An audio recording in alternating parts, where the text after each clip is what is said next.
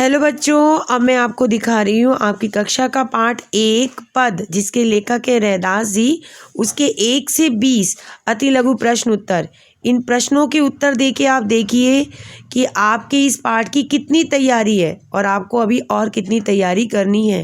पहले 20 प्रश्न मिलेंगे, उसके बाद इसके उत्तर भी मिलेंगे। आप आराम से वीडियो को थोड़ी थोड़ी देर देख रोक कर इसके उत्तर लिखने का प्रयास करें।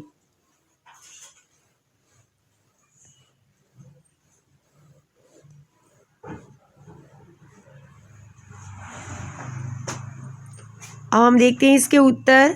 रैदास की भक्ति कैसी है? अनन्य। रैदास ने राम नाम की रट क्यों नहीं छूटती? क्योंकि उनका जीवन प्रभु के जीवन में लीन हो चुका है, अर्थात उन्हें ईश्वर का नाम रटने की आदत पड़ चुकी है।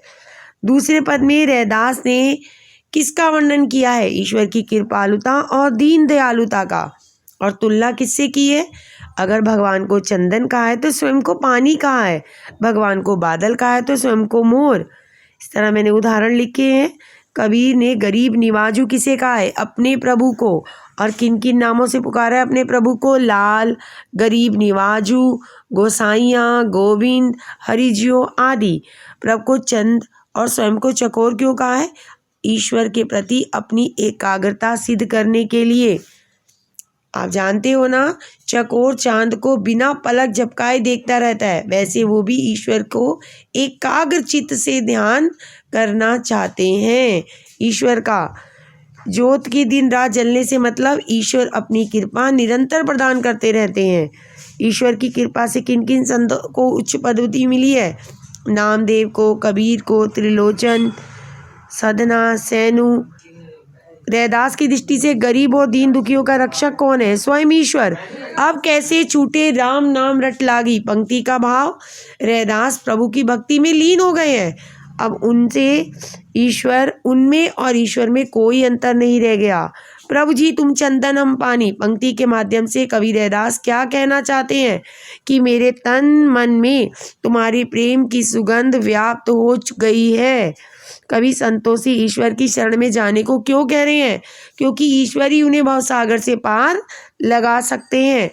रैदास ने ईश्वर को अनोखा क्यों कहा है? क्योंकि उन्होंने अछूत लोगों को भी उचित स्थान प्रदान किया है। लोग रैदास को क्या मानते हैं? चमार जाति का एक अछूत। रैदास ने ईश्वर को मोती और स्वयं को धागा क्यों माना है? ईश्वर के साथ अपना अटूट संबंध बताने के लिए। चंदन की सुगंध अंग अंग में बस जाने का मतलब ईश्वर की भक्ति रोम रोम में समा जाना। कवि दिन रात किसकी भांति जलता रहता है? दीपक की भांति। नीचू ऊंच करे मेरे गोविंद कहकर कवि ने क्या इच्छा व्यक्त की है? जाति प्रथा और भेदभाव को समाप्त करने की। रैदास ने सुहागा की उपमा क्यों दी है? प्रभु तथा अपने मिलन की पवित्रता सिद्ध करने के लिए।